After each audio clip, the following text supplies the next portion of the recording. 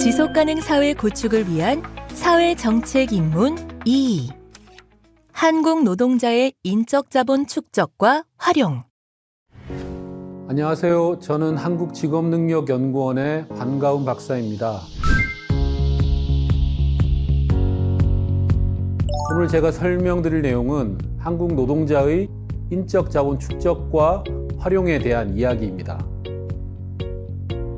학습 안내를 드리자면 크게 세 파트로 구성되어 있는데요. 첫 번째는 인적 자본 축적에 관한 내용, 두 번째는 인적 자본의 활용에 관한 이야기, 세 번째, 이 축적과 활용이 어떠한 사회정책적 함의를 가지는지에 대한 것입니다. 인적 자본 축적에 대한 이야기는 당연히 한국 노동자의 혹은 일터에서의 교육훈련 현황을 함께 설명드릴 것이고요.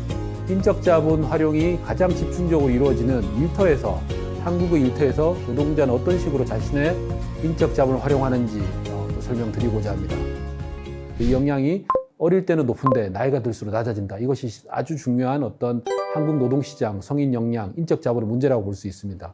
이것은 또 다른 문제도 만들어내는데요. 한국처럼 위계적인 조직 문화에서 중요한 의사결정은 누가 하죠? 청년들이 하나요? 아니면 나이 든 부장님, 중장년들이 하나요? 그렇습니다. 한국 같은 위계적 조직 문화에서는 중요한 의사결정은 나이를 많이 먹은, 나이가 많은 분들이 하시죠. 즉 위계적인 조직 문화에서 상층부에 있는 사람들은 나이에 따라서 승진을 하고 의사결정을 하기 때문에 나이 든 분들의 역량이 높은 것이 조직 전체의 집단적인 성과, 생산성을 높이는 데도 아주 중요하죠. 젊은 친구들이 아무리 똑똑해도 전반적인 의사결정을 하는 그런 분들의 역량이 낮아서 새로운 환경이 닥쳤을 때 낯선 환경에서 중요한 의사결정을 하고 빠르게 정보를 습득해서 무언가 새로운 거 해나갈 때 바른 판단을 못 해낸다면 회사 전체, 조직 전체의 생산성은 낮아지고 그 피해는 고스란히 전체적으로 다 나눠질 수밖에 없겠죠. 물론 이득도 다 같이 나눠 갖는 거죠. 따라서 지금 보여드리는 이 한국의 역량 곡선은 사실은 한 개개인의 어떤 문제도 설명할 수 있지만 한국의 기업은, 한국의 조직은, 혹은 한국은 왜 다른 나라에 비해서 생산성이 낮은가, 경쟁력이 낮은가를 설명할 때도 중요한 함의를 가진다고 볼 수 있습니다. 그렇다면 이런 일이 왜 벌어지는지 두 측면에서 제가 오늘 강의에서 살펴볼 텐데요. 첫 번째는 나이가 들수록 충분한 인적 자본 축적이 안 되고 있구나 라는 걸 설명할 수 있고요. 두 번째는 역량이라는 것도 사실은 몸의 신체의 근육과 같아서 많이 쓰고 많이 활용되면 그 역량이 더 개발되는 것이고요.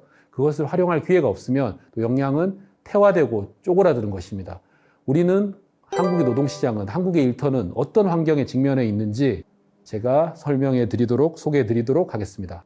역량을 쌓기 위해서는 스스로 자기가 부족한 것이 무엇인지 알고 나의 약점들을 잘 확인해서 그 부분을 집중적으로 학습하는 능력이 중요합니다. 그리고 학습을 할 때도 가장 효과적이고 효율적인 방법을 학습을 해야겠죠. 그러기 위해서는 나의 역량이 어떤 수준인지 아는 것, 즉 메타인지가 아주 중요합니다. 흔히 말하는 소크라테스가 가진 바로 그 역량인데요. 너 자신을 알라. 내가 무엇이 부족한지, 부족한 것을 극복하기 위해서는 어떤 부분을 집중적으로 학습해야 되는지, 그것을 알기 위해서는 메타인지가 필요한데요. 안타깝게도 한국은 OECD 국가들 중에서 메타인지가 아주 낮습니다. 이것은 25세에서 44세 혹은 24세 이하, 45세 이상 이렇게 나이대를 구분해 보더라도 이 메타인지는 아주 낮다라고 볼 수 있습니다. 특히 45세 이상 노동자들의 메타인지는 매우 낮죠. 즉 새로운 것을 학습하기에 심리적으로, 인지적으로 충분히 준비되어 있지 않다. 이런 원인 때문에 앞서 제가 소개해드렸던 나이가 들수록 빠르게 줄어드는 역량, 그것도 이런 낮은 메타인지 하나의 원인이 있다라고 볼 수 있습니다. 먼저 문제 해결 지표입니다. 이 지표는 뭐냐면 직장 다니면서 30분 이상 문제를 해결하기 위해서 곰곰이 고민하는 시간이 얼마나 되는지 이것을 물어본 것입니다. 한국은 아주 낮은 수치입니다. 아마 그렇게 30분 동안 곰곰이 생각하고 있다면 부장님에게 혼날 수도 있겠죠. 너 일 안 하고 못 하고 있느냐. 그렇지만 사실은 일터에서 나에게 많은 지적 역량을 요구한다는 것은 이런 문제 해결 상황에 많이 직면하게 하는 것입니다. 그렇지만 한국 일터는 그런 환경보다는 더 빠르게, 더 효율적으로 아주 난이도가 높지는 않지만 낮은 수준의 난이도라도 빨리빨리 해결하게 하는 그런 쪽에 좀 더 집중하는 노동과정이고 일터 문화다, 조직 문화다 이렇게 볼 수 있습니다. 스스로 재량을 가지고 일할 때 더 머리를 많이 쓰고 내 역량을 더 발휘하겠죠. 시킨 대로 일할 때는 좀 극단적으로 얘기해서 그 일만 집중적으로 잘하면 되겠죠. 또 시키는 일만 하면 될 것이고요. 다만 과업 재량을 가진다는 것은 주어진 업무를 내가 더 효율적으로, 더 멋있게, 더 과업의 범위도 더 넓히고, 더 깊게 들어가고, 더 좋은 품질을 만들기 위해서 스스로 노력하는 그런 상황인데, 한국의 일터는, 한국의 노동자들은 다른 OECD 국가들에 비해서 과업 재량이 상대적으로 낮습니다. 나이에 따라서 이렇게 구분해 보더라도 24세 이하 청년들은 더욱더 그렇고요. 직장 내 스스로 학습을 얼마나 하는가? 앞서도 제가 직장 내 학습의 관련 지표인 사업주 완전지원 교육훈련 지표가 상당히 낮다라고 제가 말씀드렸는데요. 마찬가지로 직장 내 학습, 이것은 OJT 같은 것까지 다 포함을 하는 것입니다. 즉 선배들로부터 배우고 동료로부터 배우는 그런 학습 활동인데, 다른 OECD 국가들과 비교해 보면 상당히 낮죠. 이 학습 수준, 이런 학습 활동이 낮다는 것도 내가 가진 역량을 충분히 활용하지 못한다, 이 또 다른 증거가 될 수 있습니다. 협력하는 정도, 같은 노동자들끼리, 동료끼리 혹은 선후배끼리, 직장 상사와 이렇게 협력하는 정도가 얼마나 높은가, 이런 협력의 과정에서도 내 역량을 발휘하게 되는 것입니다. 주어진 일을 기계적으로 시킨 일만 할 때보다 서로 자유로운 분위기 속에서 협력할 때 내 역량을 더욱더 마음껏 발휘하게 되죠. 한국은 모든 나이대에서 다른 국가들에 비해서 서로 협력하는 정도가 아주 낮습니다. 여기서 흥미로운 점은 나이대를 구분해 보았는데요. 어릴수록 협력하는 정도가 더 높다는 것입니다. 이것은 우리가 흔히 아는 일반적인 언론 혹은 신문지상에서 나타나는 상식과 약간 다르죠. 저희들이 아는 상식은 젊은 친구들은 개인주의야, 이기적이야, 자기밖에 몰라 라고 생각하는데요. 사실은 데이터로 보여주는 지표는 오히려 어린 친구일수록 협력을 더 많이 하고 있다는 것입니다. 사실 엄밀한 여러 가지 과학적 논문들에서는 이런 연구들이 지속적으로 관찰되고 있습니다. 다만 우리가 느끼기로 청년들이 협력을 안 하는 것처럼 느껴진 이유는 중장년층과 청년들이 협력하는 방식 자체가 다른 것입니다. 조금 더 극단적인 비유를 들어보면 50대인 부장님은 퇴근하고 우리 다 같이 맛있는 소주에 삼겹살에 소주 한잔 하면서 같이 이야기해 볼까? 라고 할 때, 예스라고 할 때 그때 이제 협력한다고 느끼는 것이지만, 청년들이 협력하는 방식은 그런 방식이 아니겠죠.